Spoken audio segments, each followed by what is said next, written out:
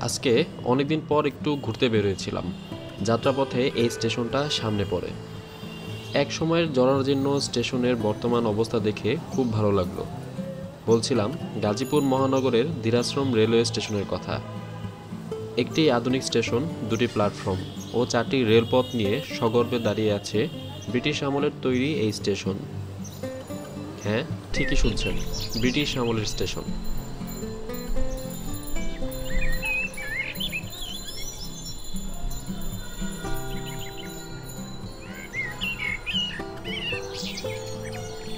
1885 সালে মূলত কাঁচা পাট নদীপথে কলকাতায় আনার জন্য ঢাকা স্টেট রেলওয়ে নামে খ্যাত ময়মনসিংহ থেকে ঢাকা হয়ে নারায়ণগঞ্জ পর্যন্ত 144 কিলোমিটার দীর্ঘ মিটার গেজ রেললাইন স্থাপন করা হয়।